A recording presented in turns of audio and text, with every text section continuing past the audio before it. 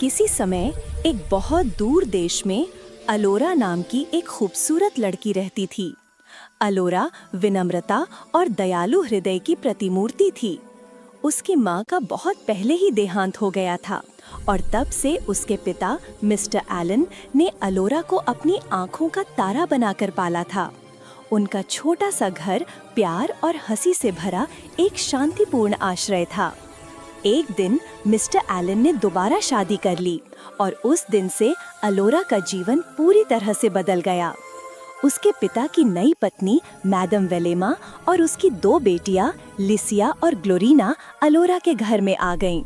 Madam वेलेमा बहुत ही कठोर स्वभाव की थीं और उनकी दोनों बेटियां अपनी मां की तरह ही अहंकारी और आलसी थीं।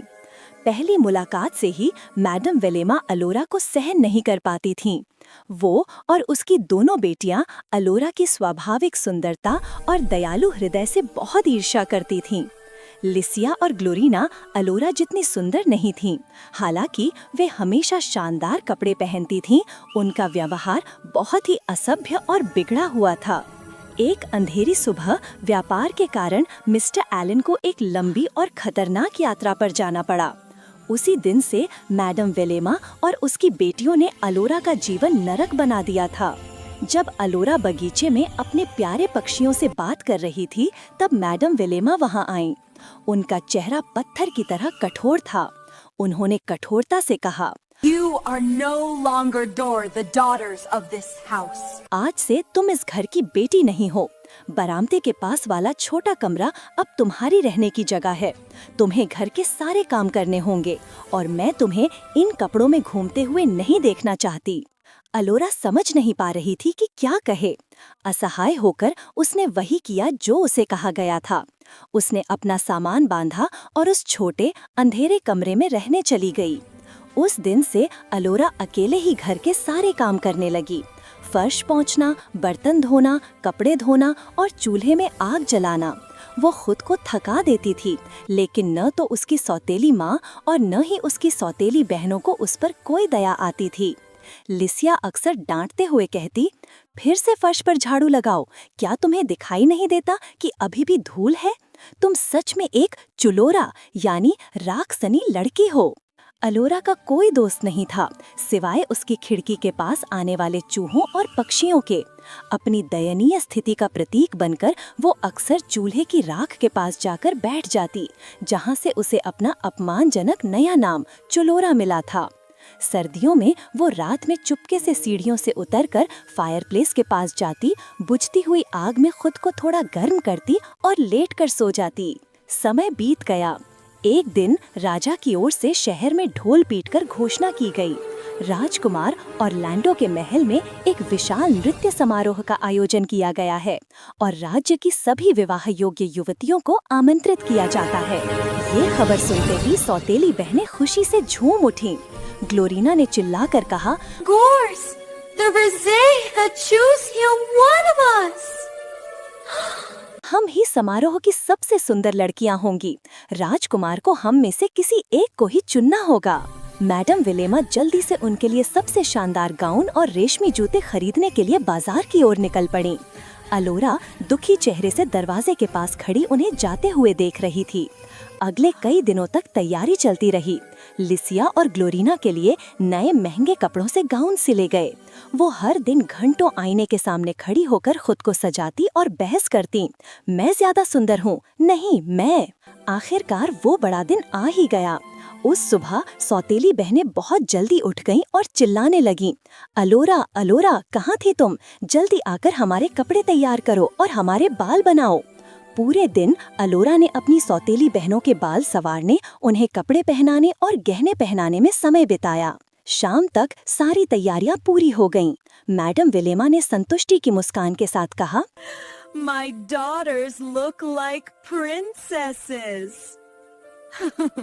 लड़कियां कितनी सुंदर लग रही हैं, बिल्कुल राजकुमारियों की तरह।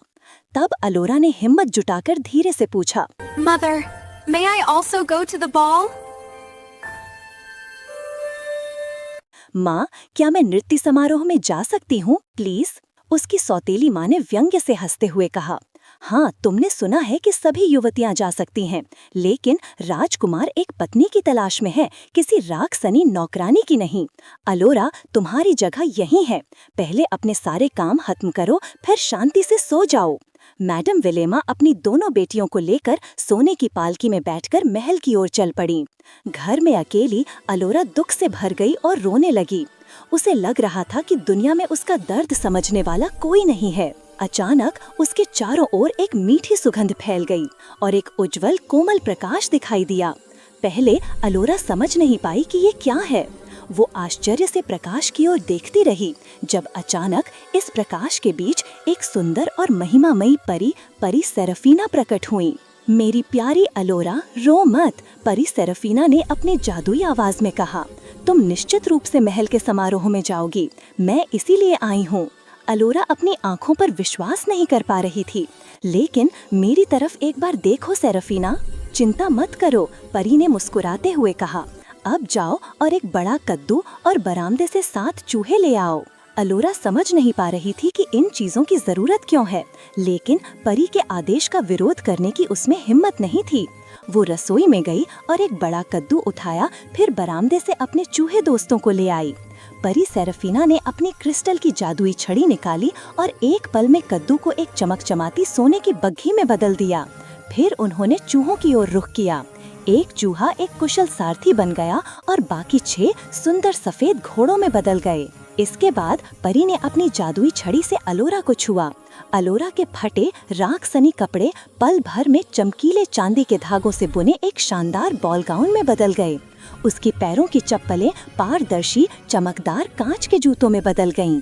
मैं सच में एक राजकुमारी की तरह दिख रही हूँ, अलोरा खुशी से लगभग नाच उठी। परी सेराफीना ने चेतावनी देते हुए कहा, अब जाओ सुंदर लड़की, लेकिन याद रखना, At midnight, the magic will end.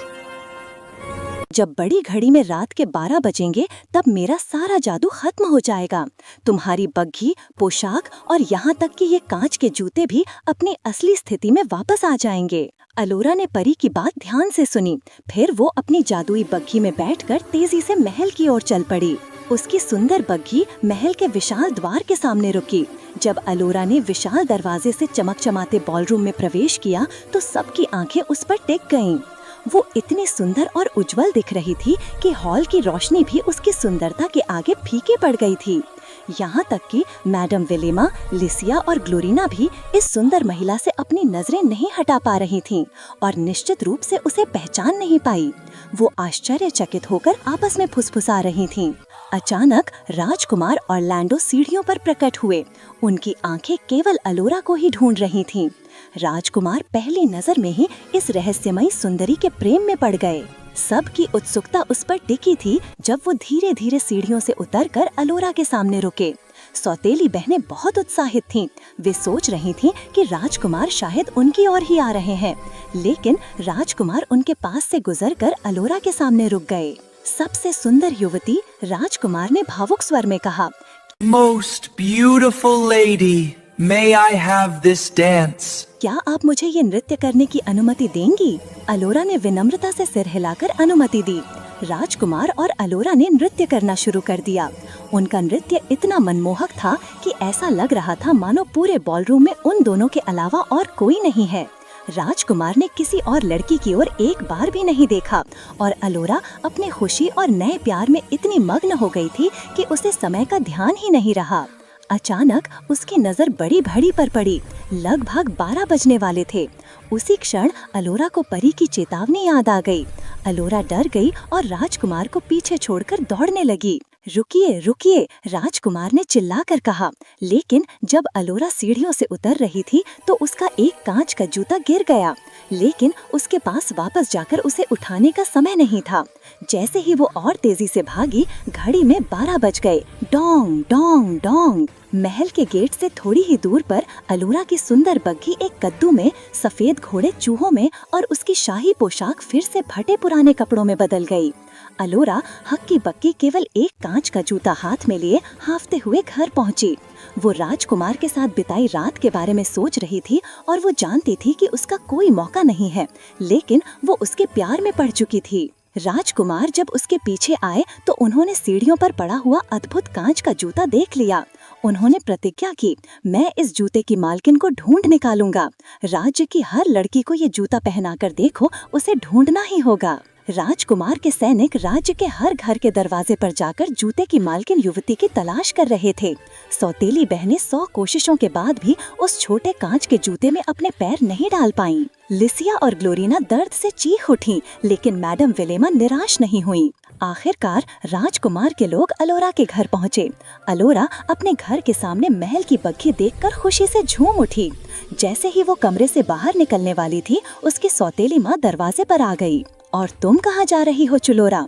क्या तुम भी जूता आजमाना चाहती हो? सौतेली माँ ने एक व्यंग्य से मुस्कान के साथ अलोरा को जबरदस्ती छोटे बरामदे वाले कमरे में धकेल दिया और बाहर से दरवाजे पर जोर से ताला लगा दिया। तब राजकुमार के दूत ने घर के अंदर सभी को जूता आजमाने के लिए बुलाया। लिसिया और ग्लोरीना फिर से असफल रहीं। जब सैनिक लौटने वाले थे तो उन्होंने एक फुसफुसाहट सुनी। अलोरा ने चिल्लाकर कहा, प्लीज इंतजार करें, मुझे भी कोशिश करने दीजिए। सैनिकों ने दरवाजे का ताला तोड़ दिया और अलोरा बाहर निकल आई। मैडम विलेमा गुस्से से कांप रही थीं, लेकिन सैनिकों ने कहा, राजकुमार का आदेश है, राज्य की हर लड़की को कोशिश करने देना होगा। जब अलोरा ने जूता पहना तो मैडम विलेमा और सौतेली बहनें दंग रह गईं।